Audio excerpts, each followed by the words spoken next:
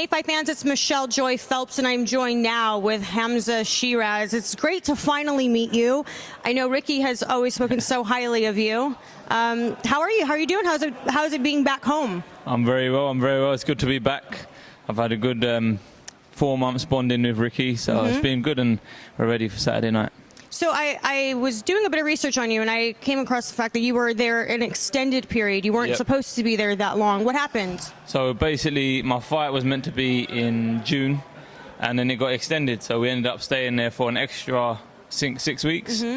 But all for the better, to be honest with you, because it gave me obviously more time to develop boxing terms, but at the same time outside of the ring as well, because Ricky, he's been teaching me the ways to live as a boxer, just the little things, the way you eat, because outside of camp and training, I eat a lot of like rubbish. Do you know what I mean? But just the basic things. So it's been good. I enjoyed it. You said you do eat rubbish. Yeah, I do eat rubbish. Yeah. I thought I'd be honest about it, but nah. So that must have been tough. Yeah, no, Ricky's helped me a lot. He's helped me a lot, and like I said, Saturday night, hopefully my performance will show what a bond we've actually had. What a lot of people don't see is all the sacrifices that are made. Like you just said, you were away from your family for extended periods. How do you sort of keep yourself from going insane and feeling homesick? I think what you have to do is just remember the end goal. Just remember what you want to do, what you want to be, and why you're doing it. So in terms of, I don't really get homesick. I've been traveling for boxing away from home ever since I was 16 years old. I was always going to Spain, all over the place. I was going traveling. So homesick wasn't really an issue. But being away from family for, like, I think in total 5 months, because we went to Dubai before LA, it was a little bit hard at times, but at the same time, I just had to remember and remind myself why I was doing it. So I love that you come from a background of, like, your family. Fighters, yeah. You have fighters, exactly. So what was the sort of turning point for you to make you realize that that was something you really loved, not just something you enjoyed doing, but something you really considered to take professionally? I'll tell you what, I started when I was 8. I started when I was 8 years old, and at 8 I was enjoying it. I was enjoying it a lot, as you do when you're a young kid. Do you know what I mean? And then when we started getting older, and the punches started getting harder, I started liking it less and less. But I think it got to an age I was 16 or 17, and I thought I just don't want to do this no more, because I was meant to go to the Commonwealth Games, but obviously I didn't get picked for whatever reason. So then I stopped boxing for a bit, and then I got back into it, and I straight away turned pro, and here we are today. So how did it all sort of come about between you and Taz Khan? Yeah, I've known Taz for ages. I always used to go to Amir's fights back in the days when I was little, and Taz used to always look after me, always make sure I was like got good tickets in my seats, and just good old Taz. Yeah, good old Taz. It's like, especially with the fight week buzz as well at the level they was at. And then 10 fights in, my father actually gave him a call because we wanted to bring him on the team, because with his expertise, especially him being Pakistani as well and family, and him knowing links in every aspect. Do you know what I mean? It wouldn't be nothing new. So with that's how he got on board, really.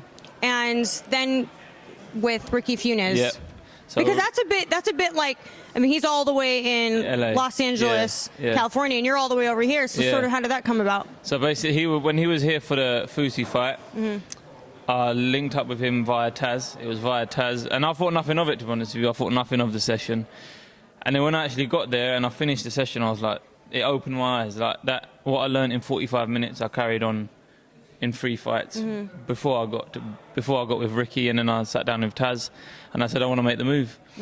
And then he goes after your 10th fight. I think that was after one defense after my title fight.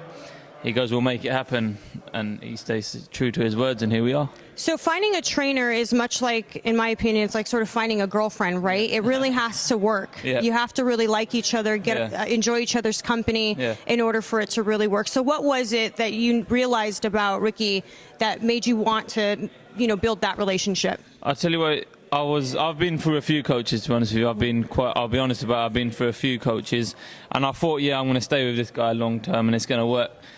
But then being with Ricky, I've noticed I ain't actually had coaches. I've had more like friends. Do you know what I mean? They've been more friends, and they've not really taught me or been honest with me, and that's what I've needed with Ricky.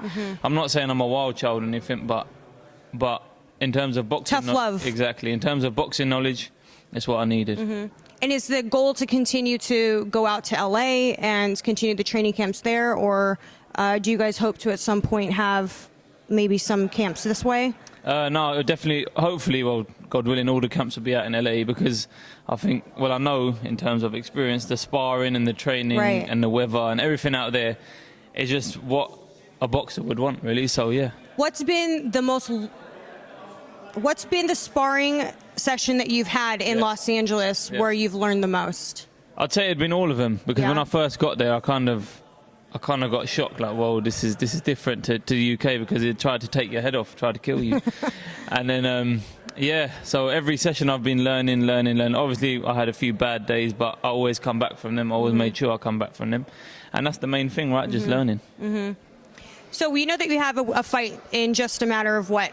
A couple days now, and it's on the undercard of Joyce versus Carlos Takam. It's a big card, a nice heavyweight battle to be seen on Saturday night. How does it feel for you to be getting this type of exposure now? Because you are only 12-0, but you're what are you, the second feature on the card? I think so. Yeah, so second feature. No, it's good. I was kind of expecting it, hopefully, because making this move out to LA, hopefully, I was hoping that it'd bring some noise, and it definitely has. Being through Ricky, but like I said, come fight night, now I've been given that platform.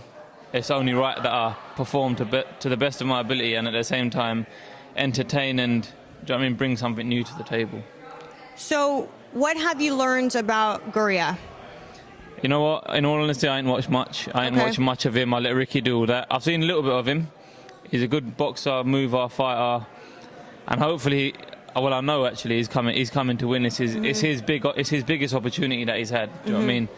So at the end of the day, I'm ready. Everything to gain. Exactly, he's got everything to gain. But I'm going in there, and I'm definitely gonna do my thing, and I'm really looking forward to it.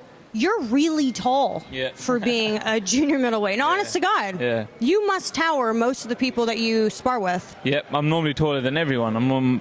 Which is to be expected, you know what I mean? But 154, 6'3". I'm not doing too bad making the weight. Yeah, and you're 22 years old, so obviously there's still a lot to grow there. I mean, who knows? We can definitely be seeing you at super middle at some point. Yeah, no, this question's been asked a lot. I think I'll definitely end my career around super middle light heavyweight mark. So yeah, and I've definitely got the frame for it as well. Right.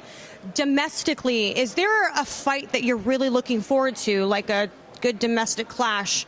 Is there someone that springs to mind? There's the 154 division domestically is probably one of the biggest in the UK, and my name's been, like the other day, the British board ordered me versus Fowler, the British eliminator, which is a terrific fight. Right. And also you got the Troy Williamson fight out there, and there's loads of different fights out there. There's not really one specific fight I want. Whatever fight I got to take to be the best, that's what I've got to do. Well, I guess there may not be an answer for this one, but I'm going to ask anyways. Let's go world. Yeah. Well, like I said, anyone. Like you just had the Charlo and Castano. But is there someone, is there someone that you look at and you think, I could so beat that guy? Do you know, I haven't really got that mentality unless I know it's going to be a former opponent sooner within the next 2-3 fights. Then I watch with a different mindset. But as for now, you don't know what's around the corner. Do you know what I mean? You don't know what's around the corner. So I just take every day as it comes, and hope for the best. So I want to ask you about this. There is actually a free-to-play pick'em game. Have you heard of Fight Picks? No, never. Okay, so I'm going to show you something. Okay, so people can actually sign up for free. Play for free and win free stuff. So there's literally nothing that's like costing you money to sign up for this. But you go over, right? And it says Joyce versus Takam, and you click it, and well, there you are, right? Lovely. So they can click on any of the bouts, right? And make picks. They can decide like what their predictions are, right? So I want to show you. So let's go to choose picks. I want to show you what people are predicting that's going to happen in your fight. Wicked. Okay. You can see it. Yeah, you can literally see it. So we're going to go to you, right? Yeah. So who will win? Yeah. Right. Let's just pick you, okay? Yeah. 96% of people have you winning. Only 3% have Ezequiel winning. Okay? So let's continue. And by the way, no one thinks it's going to a draw. So it asks you the method of victory. Okay. KO, TKO, or disqualification, decision, or draw. Right? Let's go for KO. 86% of people believe that this fight is going to end in a stoppage. Brilliant. Do you think it's going to end? Pardon? Do you think it's going to end in a stoppage? Yeah, hopefully. Hopefully. Anyway, I've been working hard enough, so I won't be surprised. Okay. But so a win's look, a win. only 13% of people believe that it's going to go to decision. Yeah. And so let's continue. Will the fight go the distance? We're going to say no because we obviously said stoppage. 85% obviously same thing. Now, it says group the round of the outcome. Okay, so you can what round do you? Let's go for 7 to 9. Okay, 7 to 9. Well, only 22% of people believe that. Most people think that your fight is going to end between 4 to 6. Okay. Yeah. Interesting. Isn't that cool? It is. So as you continue, you could do this for all the cards, and at the very end, whoever had the highest percentage of the whole show goes on to win. So I think this campaign is a free signed glove of Joe Joyce and 1,000 pounds. Oh. Might have to take part myself. Yeah, it's pretty cool, isn't it? So you can literally enter. You don't put any money up, but if you do put money up, like say you decide you want to bet, then it just sort of, there's, I guess, additional prizes. Yeah. Oh, wicked. So it's pretty cool. Yep. Yeah. I always like to bring that up because most people don't know about Fight Picks. It's brand new. It's brand new. But anyways, you know what? Before we end here, I wanted to get onto the fact that you were so elated that Carl Frampton and David Haye really praised you over your last fight. For those two people, being that they're people fighters that you've watched, right? Exactly. How did it feel? To hear that. I got asked this the other day actually. As I come out of that fight, I was actually quite surprised that they're saying that I'm definitely expected to go on and win world titles. Obviously, I fully believe that myself. But when you hear it from these fighters, it gives you a different kind of boost, and especially after my last performance, because me, being honest, I know it wasn't my best. Obviously, I got the job done at the end of the day, but I know it wasn't my best. But yeah, it was a good feeling, but I can't let it get to my head, and I just got to make it happen. All right. Well, I wish you all the best this weekend. Obviously, we'll catch up with you post-fight. Yep. Do you have any final words? Just make sure everyone tunes in for a good show, and me and Ricky will show what we've been working on. Thank you very much. And sign up for fightpicksgame.com. And sign up, exactly. Yeah. All right. Thank you so much. Bye, Fight fans.